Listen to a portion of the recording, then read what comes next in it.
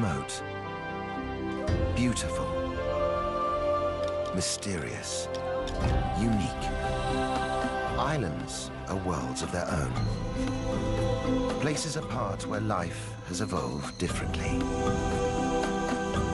But in our modern interconnected world, islands are also part of a global community that is changing, for better or worse. In this series, we're exploring the lives of islanders. We're discovering that no matter how distant they are from the mainland, how distinctive their histories, or how proud they are of their independence, islands can't separate their futures from the fate of humanity as a whole. In so many ways, these shores are the front line of global change. What happens here matters to us all.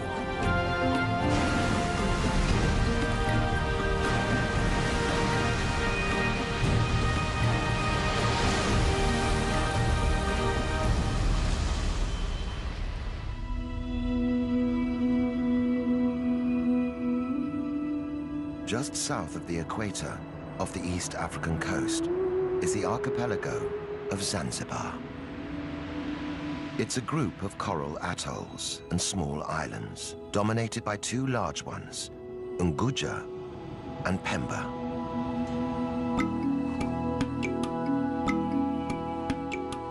Today, Zanzibar is home to 1 million Swahili people. Islam is the dominant religion.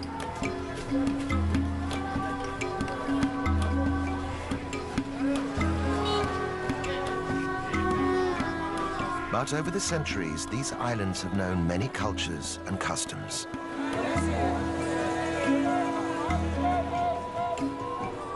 For 1,000 years, Zanzibar was a trading post. But the island's riches meant that many outsiders sought to control them.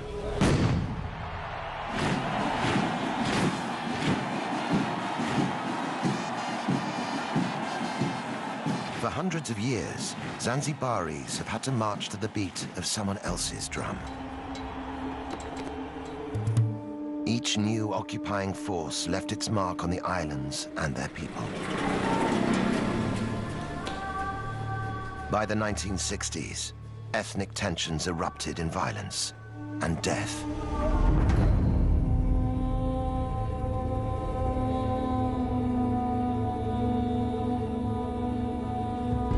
The aftermath, extreme poverty and ill health. For some, a rise in tourism seems to promise a way back to wealth.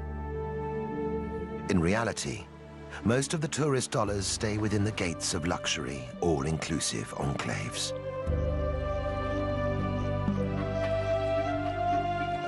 But across the archipelago, signs of change are appearing. From the wreckage of their past, people are building hope for the future. For women, it means living and working more freely without breaking the bonds of their society. For men, it means finding a balance between tradition and reform. These are islanders looking to emerge from the shadows of their past. For the first time in centuries, they're in charge of their own destiny. After all their troubled history, could this be Zanzibar's moment?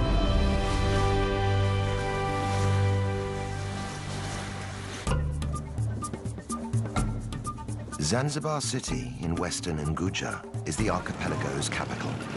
It's home to 200,000 people. Their modern lives play out against a backdrop colored by rich layers of history. New trade sits alongside the old crafts.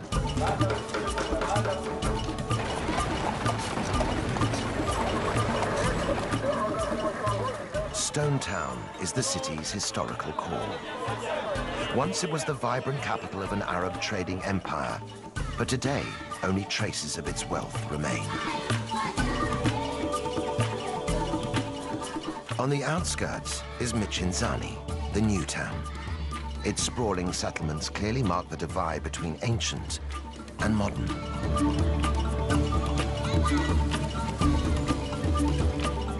One resident who represents Zanzibar city's past and present is B. Kadude. In traditional Islamic Zanzibar, B has been an icon for many, always walking her own path,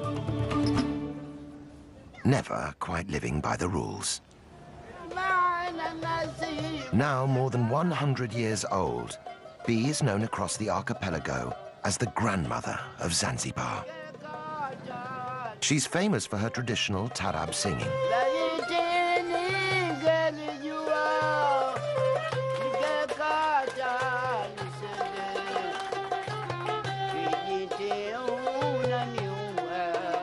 Despite her age, B still performs regularly.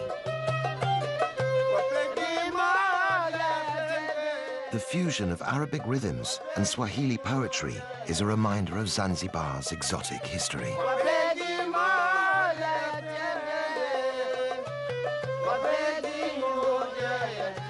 But today's bold performance is quite different from the way B started out. In those days, cultural sensitivities meant women could be heard, but not seen. In the past, or a long time ago, you would do this. You would cover your face. Now we don't do this. We want all the audience to see us and look at us.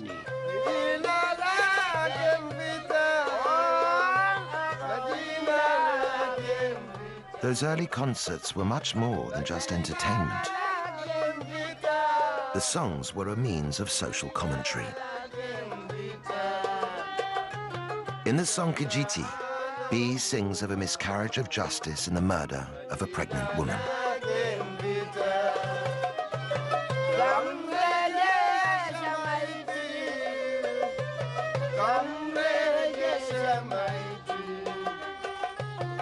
B was one of a group of women who used tarab songs to raise awareness of injustice and social issues.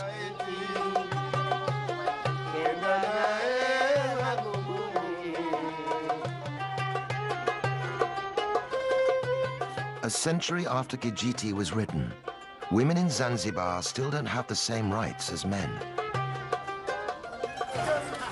They're expected to obey their husbands and fathers. In public, they're supposed to cover up and behave discreetly. But on special occasions and behind closed doors, everything changes. Led by B, the group are preparing for an intense, women-only rite of passage.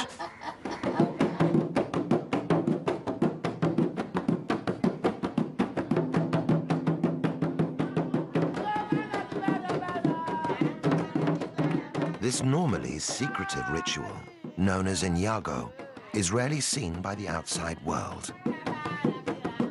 For the young girl at its center, this initiation into womanhood is a vital preparation for married life.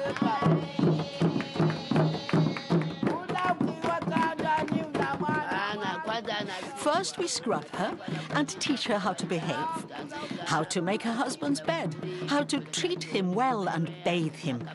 This is her role as a wife.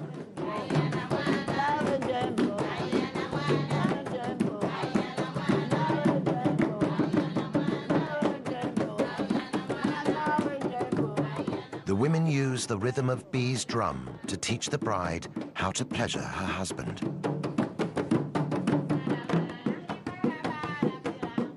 The fun and excitement is intoxicating.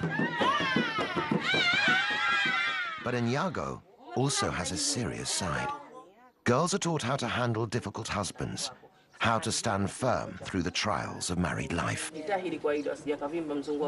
As Zanzibaris step forward into their future, B is worried this old tradition will die with her. When I am gone from this world, it will go, if no one is around to continue it.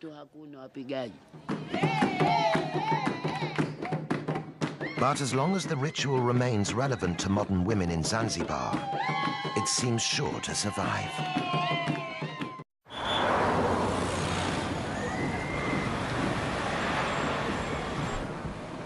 Today is January the 12th.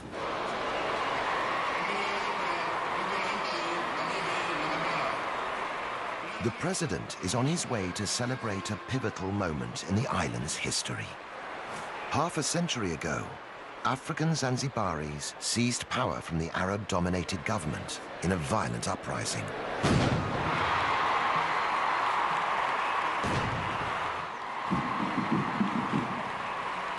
For thousands of spectators, this is a chance to see their armed forces in full display.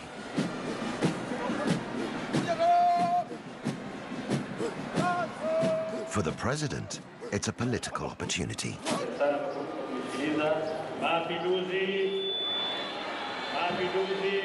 But the route to these Revolution Day festivities began over 300 years ago.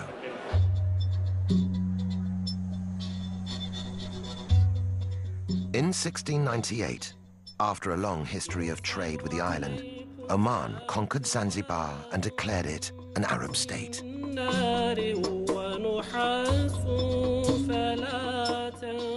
Under Omani rule, the archipelago grew into a powerful commercial hub.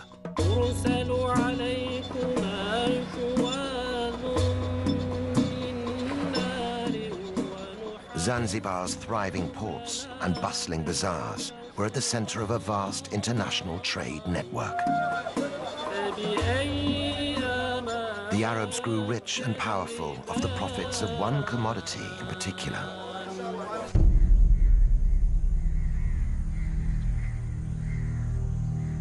Slaves.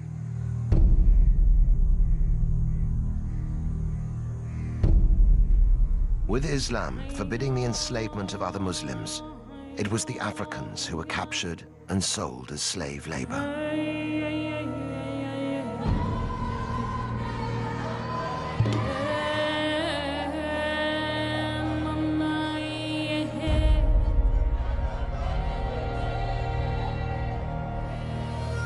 Kept for long days in hot, cramped holding cells, many died before ever reaching their destination. Around the world, the clamor for abolition grew, but the island slave trade continued to flourish throughout the 1800s.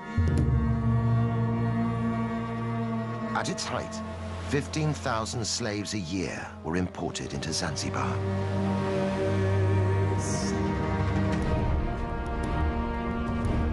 The Arab elite used African slaves to fuel an explosion in clove farming. Zanzibar became known around the world as the Spice Islands. Even after the trade was legally abolished in 1873, slavery continued on the islands for another generation. By the start of the 20th century, the archipelago was firmly divided along ethnic lines. Arabs remained the ruling elite.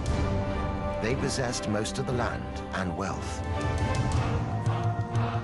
By comparison, the Africans had little. Finally, racial tensions boiled over.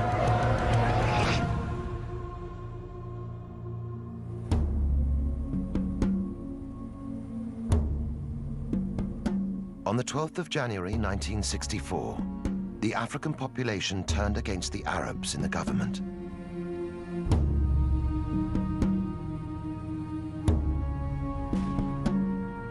The revolutionaries went on the rampage. In a single day, 17,000 Arabs and other ethnic minorities were murdered. On the day of the revolution, by 6 o'clock, the Sultan and his family had already fled in their ships. So many were murdered, just out of anger and hatred. It was a genocide that went largely unreported around the world.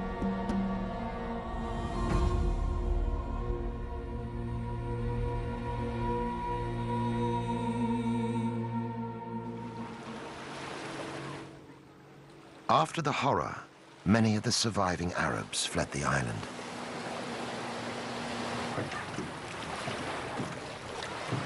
Those who stayed, like Abdallah Nasser Abdallah, had their property confiscated and lived in daily fear.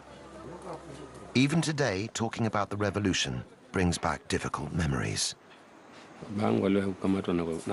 My father was detained, and he wasn't the only one. They used to come and detain people and beat them for no reason. People fled because of this.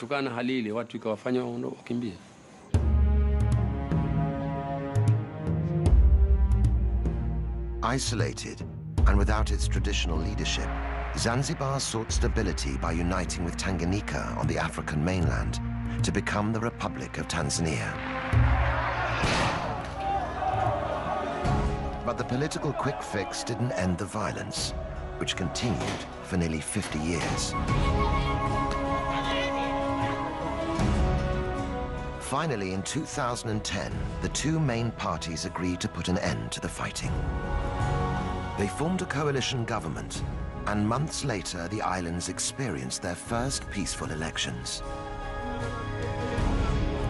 For many, the political change marks the start of a new chapter in Zanzibar's future. But on the archipelago's second largest island of Pemba, the landscape itself is a reminder of how difficult it is simply to wipe the slate clean.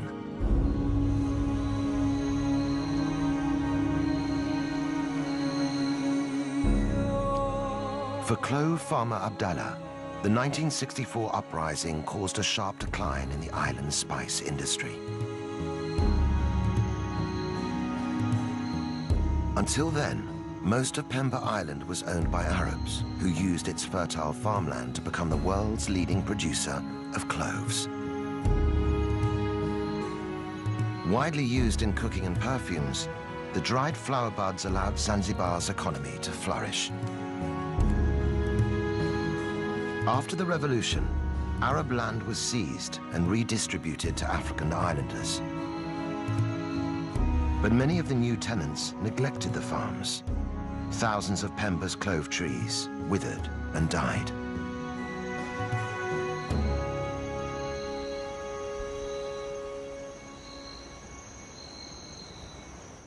With new trees taking 8 years to produce cloves, the loss proved costly.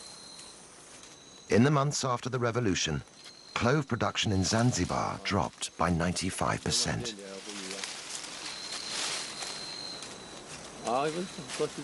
Today, Abdallah is struggling to make a decent living from his trees. These are the cloves. This is how we harvest them, and this is how we separate them. But even a good harvest doesn't guarantee good profits. We are forced to sell our cloves to the government. We don't have any other choice. We can't sell to outsiders.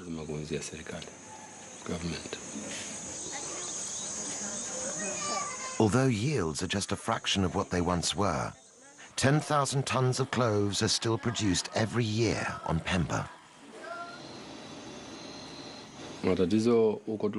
The problem is that the price is so low, it doesn't meet our needs.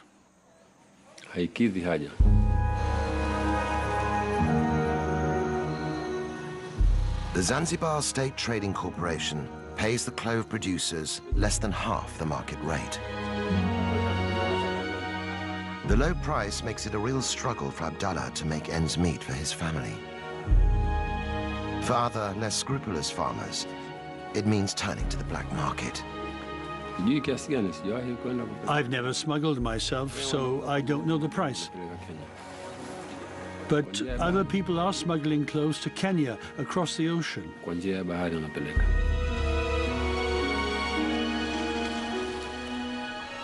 Farmers can get up to 3 times the price for their cloves in Kenya. But the cost of smuggling can be extremely high. Sometimes they get caught. They lose their clothes, their dhow, everything they own, and then they're sent to jail.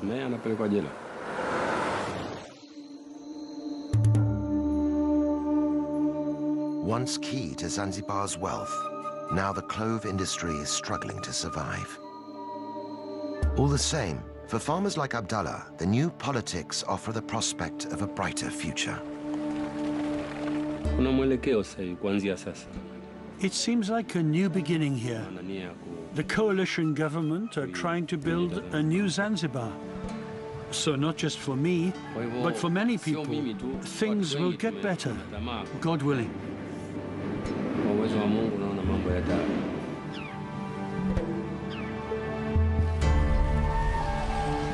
Right across the archipelago, there are islanders desperately hoping for change.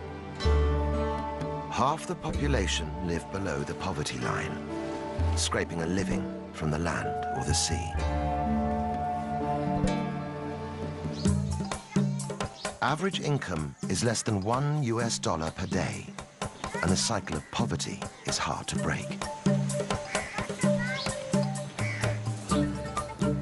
But there is one part of Zanzibar's economy that is booming: tourism.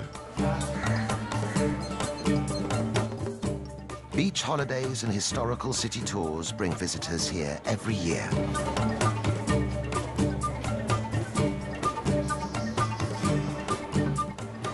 The rapid growth of tourism is bringing new jobs and opportunities.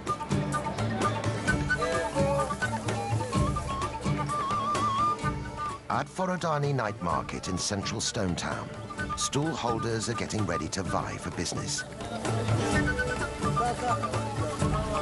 As the sun goes down, the air is filled with the tempting aromas of skewered fish and fresh kebabs. Tourists and locals mingle to enjoy the taste of Zanzibar. Despite its benefits, tourism is not the answer to island-wide poverty. Many visitors are package holidaymakers who never leave the beachfront.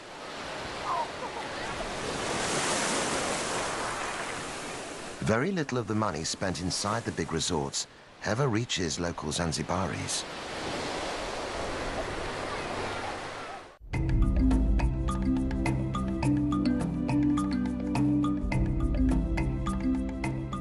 But inland, away from the all-inclusive hotels, there is one man who's trying to draw some of those tourist dollars into the local economy. Mustafa Makame is from Jendele village in southern Unguja. He runs tours that give visitors a rare insight into the real Zanzibar, showing how life in his village has developed in harmony with the local environment. Hidden in the dense undergrowth of the Ufufuma forest are a series of caves used for sacred rituals.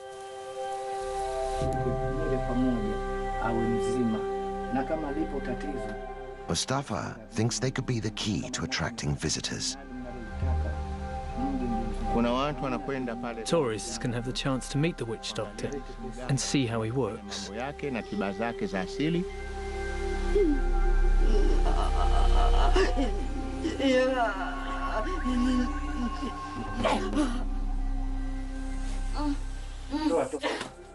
Generations of distressed Jendele villagers have come here seeking help.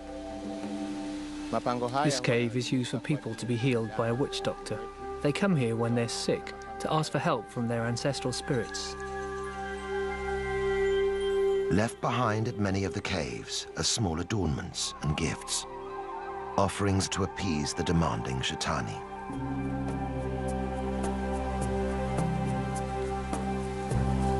And the ancestral spirits aren't the only residents of the forest.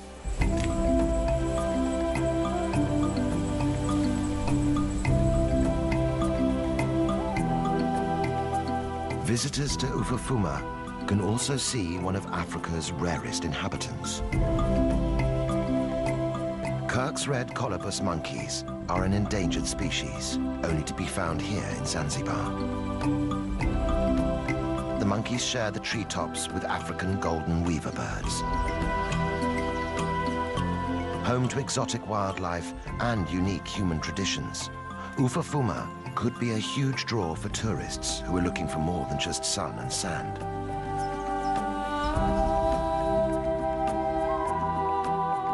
Already, Mustafa's scheme is generating vital income and bringing real improvements to life in his village.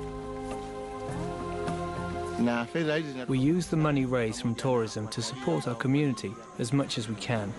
For example, we've helped provide electricity for Jendele village.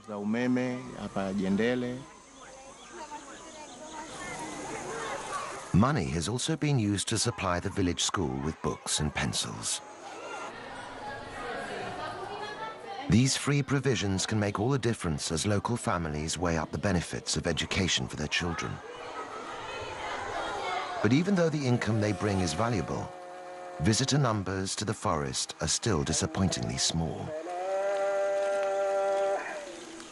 The truth is that right now, we are only getting maybe 20 to 25 tourists in a whole year. We just don't have the ability to advertise outside of Zanzibar. To really get his tours off the ground, Mustafa needs the support of the major players in Zanzibar's tourism industry. We would like the big hoteliers to send us guests, and in turn our community will become well known in our country. One day, we hope, we'll get many more tourists to come.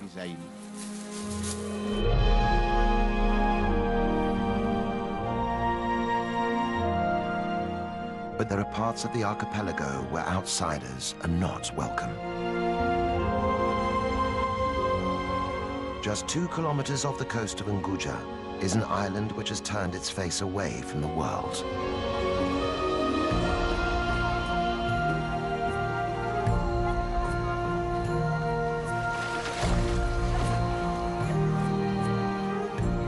Once, Tumbatu ruled the whole of Zanzibar as its capital. Now, islanders here choose to keep themselves apart. Known as the Watumbatu people, residents claim to be direct descendants of the Persian kings who arrived in Zanzibar in the 10th century.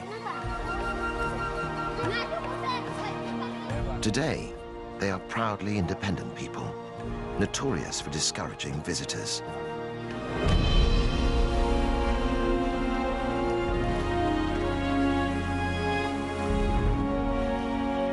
For Suleiman Mohammed Haji, being a native of Tumbatu defines his way of life. Every day, he goes out in his Ngalawa, or Swahili canoe, to fish for a living. Suleiman attributes his sailing skills to his distant ancestors who arrived in great dhows from the Middle East. Tumbatu Islanders still have a reputation as the finest sailors on the East African coast. But Suleiman's Ngalawa is too small to sail in deep waters, and in the heavily fished areas around Tumbatu, even the best sailing skills don't guarantee a good catch.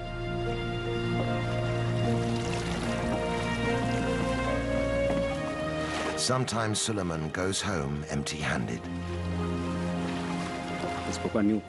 It's the sea that keeps my life going. If I don't catch anything, I have no other means. I don't have any other way to make a living.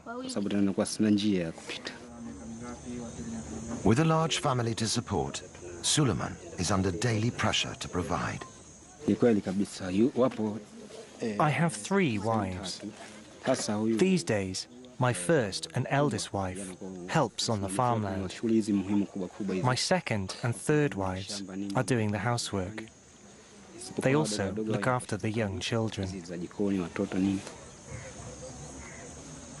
And Suleiman's situation isn't unusual. Jongoe is one of the island's 2 villages and home to 4,000 people. Islanders live from hand to mouth. There's no paid employment. Life is tough, but villagers are united by a deep pride in their culture and history.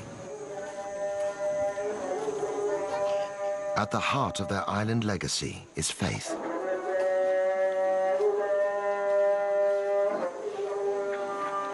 Brought to Zanzibar by the first Arab settlers, Islam is central to life here.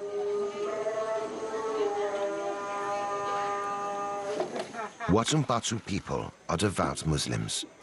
Following Islamic practice, they purify themselves before praying 5 times a day.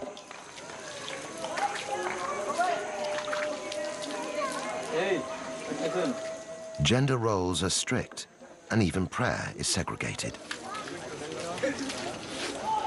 While men attend the mosque, women must worship in private. Village chief Mwadini Makami is determined to keep out the modern influences he sees damaging other parts of the country. Across Zanzibar today, whenever you hear of misconduct or misbehaving, there's never a person from Tumbatu involved. This is because we are following our religion and culture. As chief, Mwadini believes it's his responsibility to protect Tumbatu's cultural integrity. For him, the key to doing that is to discourage tourism.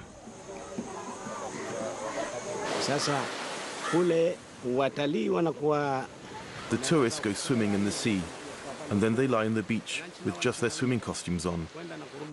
Eventually, you see the villagers mimicking their behavior, and that's why I'm afraid of tourism. But while the cultural cost of tourism may be high, the price of keeping it out could be even greater. Tumbatu is one of the poorest regions in the whole of Zanzibar. Islanders only have access to the most basic healthcare. At the run-down local hospital, treatment is limited to paracetamol.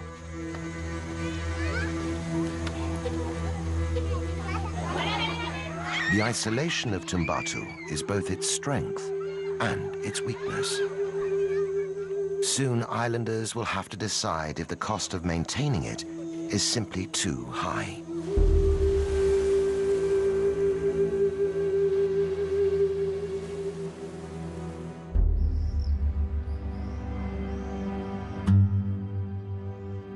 Even in the archipelago's capital, there are no guarantees of good health. Here, the barriers are physical as well as cultural. 1/3 of Zanzibaris have no direct access to clean running water. Some can collect supplies from community standpipes, but getting it home can be a challenge.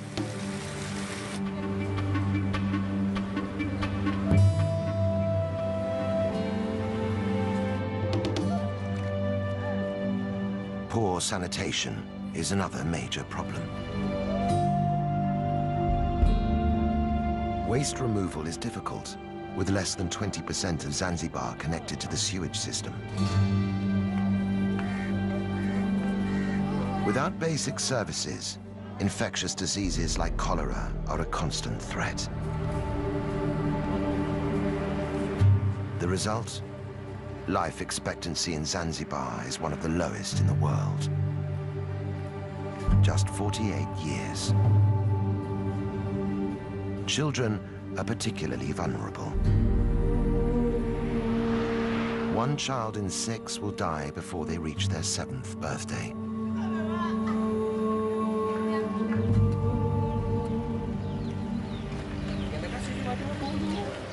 In the southeastern corner of Unguja, a small team of people is trying to improve the odds for Zanzibar's children.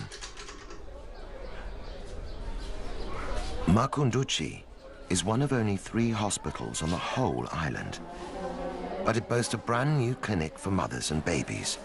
And already, it's saving lives.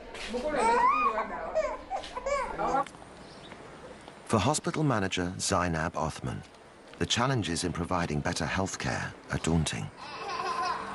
The government's trying to build new hospital facilities all over Zanzibar, but the problem is the lack of skilled staff.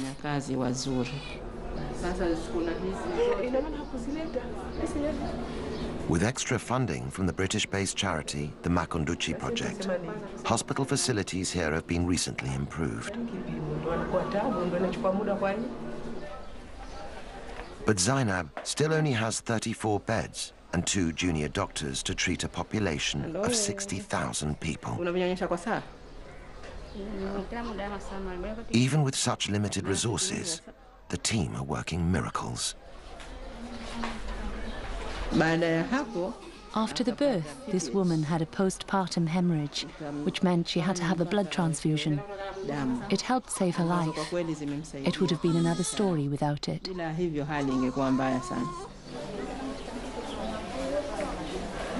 As a mother of 3 and a trained midwife, Zainab is passionate about getting modern medical support for pregnant women.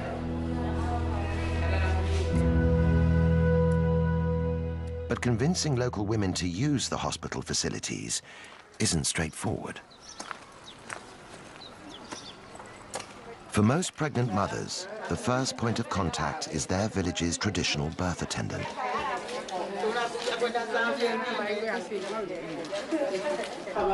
These women are experienced at assisting labor, but they're not formally trained like a midwife. Traditional birth attendants are very important in our communities, and we must work hand in hand with them. We can help improve their skills and their knowledge so they can work more effectively and give safe advice.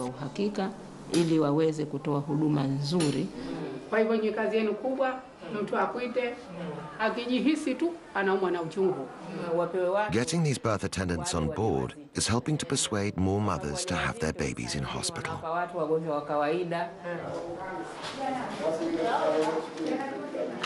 But it's not only the traditional birth attendants that Zainab must work alongside. To win over the whole community, she must also get on board the shehas, the village leaders. As a woman working in a man's world, the task isn't easy. In Zanzibar, a woman's place has traditionally been in the home. Few ever reach senior positions in the workplace. This can make my work pretty difficult sometimes. People ask, why is a woman in a management position? It's just another challenge that I've had to try to overcome. Zainab is a pioneer for women in Zanzibar. Her hard work and persistence has won respect and is helping to challenge the old stereotypes.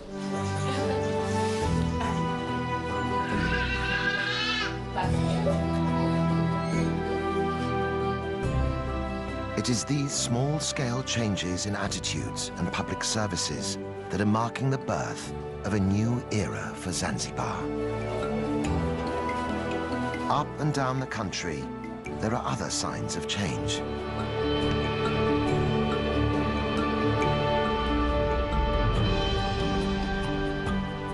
Just a generation ago, a female football team would have been unthinkable.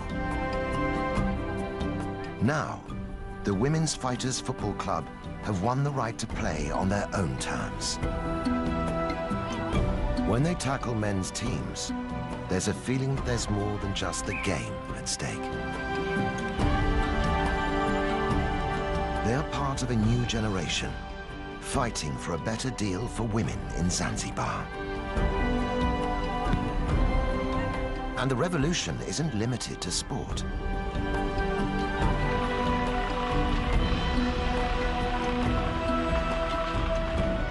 In the streets of Stone Town, female building crews have begun patching up the crumbling houses. In giving the old capital a facelift, they're also building a new image for themselves.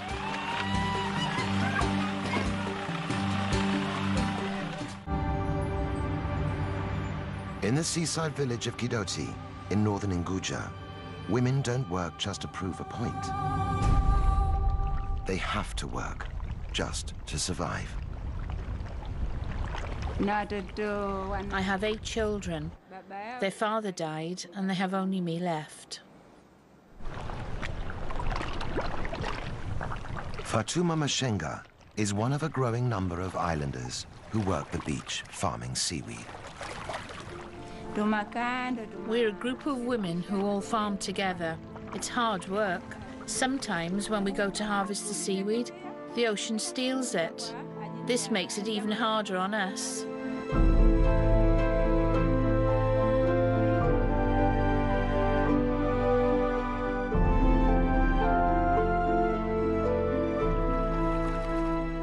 Known locally as moani, the seaweed is valued for its gel. It's used in cosmetics, medicines, and even ice cream. But it's not just a question of picking what's there. The crop has to be trained and cultivated. I go all along the rope, tying the seaweed on until I reach the end. When that's done, I wait for the tide to come in before I go home. It takes 3 months before the newly planted seaweed is ready to harvest. Working every day, women can gather 700 kilograms of fresh seaweed a year. But harvesting is just the beginning. Fresh seaweed must be dried out on hot rock beds before it can be processed or sold on. In the fierce sun, it's back-breaking work. But for the women who farm it, seaweed has become a lifeline.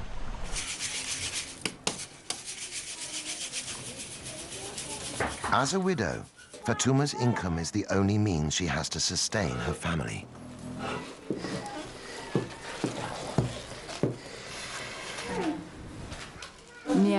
I get less than half a US dollar per day, but if I don't work, I get nothing. The money I get is helping me so much. It helps my children go to school and to buy school books. For Fatuma, education is the way to build her family a better future. It's a sign of the changing times in Zanzibar that Fatuma sends her sons to school, and her daughters too.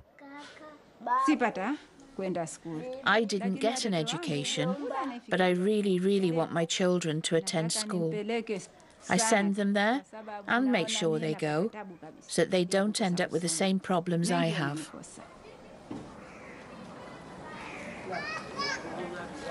The profits are small, but Fatuma and her friends feel empowered by the money they're making.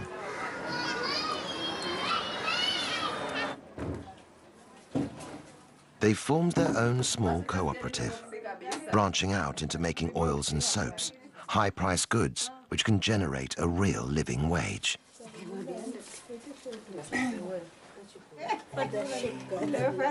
As traditional exports decline, it is women like Fatuma who are building the foundations of a new economy for Zanzibar. And with it, they're revolutionizing their place in society.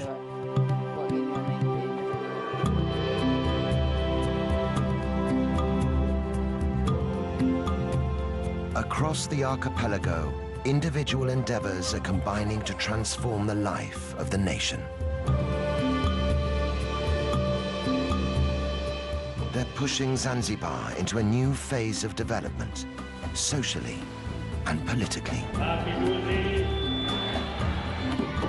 Life here has always been vibrant and colorful. The rituals and traditions of island life have lost none of their power.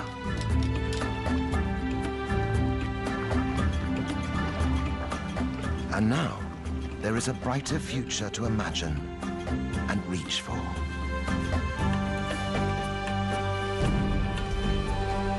The world is watching as the Spice Islanders begin to chart a new course for themselves. After all the storms they've lived through, Zanzibaris can feel fresh wind in their sails.